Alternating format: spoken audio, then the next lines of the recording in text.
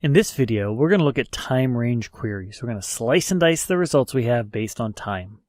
In this video, we're going to look at the Kibana time ranges on the Discover tab. Remember that search tab we were using before to display data. I'll show you the quick time ranges, the relative time ranges, the absolute time ranges, and how you can manually select a time range using the built-in interface. So remember that Discover tab we used to find data. What we looked at here in this Discover tab is a bunch of data results that match the query we're doing. We can look at individual fields, we can drill in, we can make up custom fields using our scripted fields that we did. But what we didn't talk about was this chart at the top. What this is showing us is in the time range of this search, which in this search is the last 15 minutes, we're going to look at how many results were in a 30-second bucket. See here we have a drop down. This is done automatically based on the time range we have. But we know we're looking at a 30-second bucket because Kibana is telling us so. So at 17:05 in 00 seconds, we can see this was 48 results. The next block was 39, hence the lower graph, etc. So that's really good when we are thinking about looking for anomalies in the number of results or looking for specific, spikes or valleys. Those are little time buckets that we're going to be talking about. So remember, Kibana can auto bucket those columns, and it's just the raw data. It doesn't matter what the data is. It's accounting those documents that match your search. So one thing that we can do, which is really good for dashboarding, we can use what Kibana calls the quick time ranges. So this is a great way to keep, a dashboard up all the time on that big threat monitor or your NASA monitor monitoring the temperature of something. You can set it to the last 15 minutes, the last hour. Short time ranges are great. Typically, if you're doing, day-based indices like we talked about before, 30-second query, most of the time, or a 15-minute query most of the time will only hit one index. It'll be in one little part of the day. 1 hour query as well. Sometimes they can go from, right around midnight to the day before, so it might hit 2 queries, but unless it's over 24 hours, it can't do that. The more time range you add, the more indexes you could and probably will hit in your queries. Therefore, you're going to have an impact on your servers. So just be aware of that, depending on the complexity of the queries you're building, that long time ranges could impact your server more. So what I want to do here is just kind of show you through those. We'll look at these auto bucketing things as well. So upper right hand corner, Kibana defaults to the last 15 minutes for a query. In our quick time ranges, we can pick things like today. This is the evening right now, so we're going to see, all the data recorded today. You can see when I turned on the server. We can do things like the last 4 hours. And it'll show us 4 hours worth of data from 1:30 till 5:30ish. And again, it's showing us the data from that time range.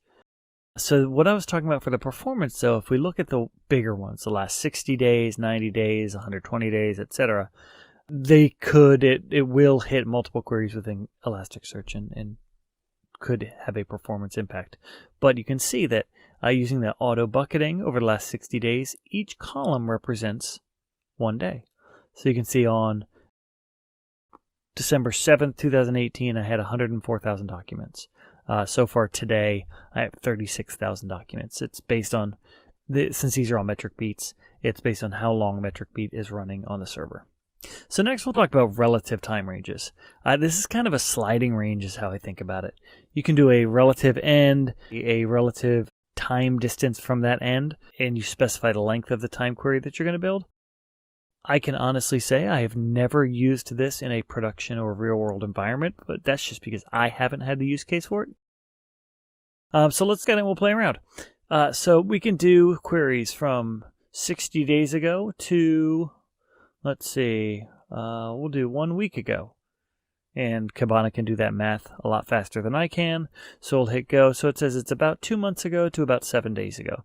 So that's an interesting way to do that query. So it's all relative like that. So if you keep the 2 to now, 0 weeks ago, 0 seconds ago, the left hand from almost becomes the quick time. But let's say if we wanted to look at up until yesterday, so up until 1 day ago, we can do 60 days before that. We can do 60 hours before 1 day ago and do some searches. So if that kind of a query or those kind of time range queries are good for you, then another time range slice and dice that I do use regularly is the absolute time range. So this is where you know when an event happened or the timestamp on the document is. You're looking for something very specific. You want to build a link that you can share and will always find the results. If you did a relative or a quick time range link and shared it, when the other user opened it, then their search would also be using that quick time range, which would be the last 15 minutes or the last 10 minutes. So if you sent them a link because you found something interesting in your last 10 minutes, well, in 2 hours, it'll be a different last 10 minutes. But so using these absolute time ranges is great for forensics research. I do a lot of network monitoring and network forensics. So if I know a specific event happened on a network, specific web request or a specific file download, I can put in this absolute time range and find it. So let's do that.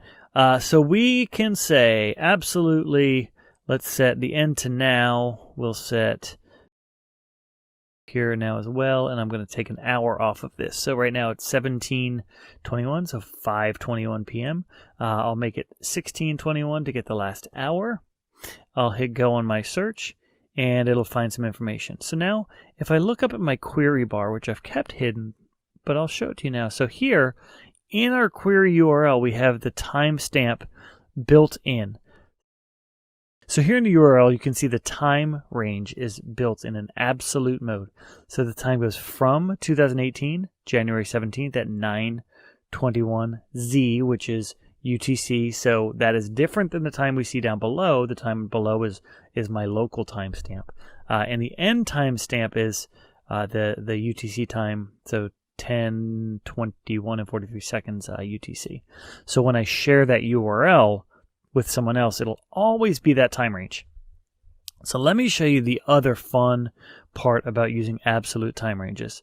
So let's go back to our query, and I'm going to do a quick time range for the last 90 days. Now let's say I see something, I see something odd here. I'm making this up for this case. Let's say I want to know why I got such little data here. Did something crash? Did something burn? What happened? So I can go into my chart up at the top, and I can pick that specific time range by just clicking and dragging over it. And then my search time range changed to an absolute time range. So again, I want to drill in even more. I'm going to drill in until I get to something almost unique. So let me bear with me as I continue to drill in here. So now I'm down to each of the, here we go. So now you can see the patterns of how Filebeat is reporting data. So here I can finally click on this one event, and it gave me a 20 millisecond bucket up here. So the absolute time range was January 1st, 5:37 to January 1st, 5:37 in the 20-second milliseconds. In there, since I found some cool patterns, I found and looked at the data, and you can see this event has something to do with Kibana. How convenient. So that's the way you can use that built-in count chart. I'm not sure if it has an actual name. It'd be good if it did. That counting chart to show you, or to be able to find data in a specific time range manually. The human eye can detect patterns really quickly, and so that's a great way to detect a pattern in your head and find that data. All right, so we talked about time range filters on our queries. We looked at the user interface on how we can update what columns we see, and we'll do some more of that.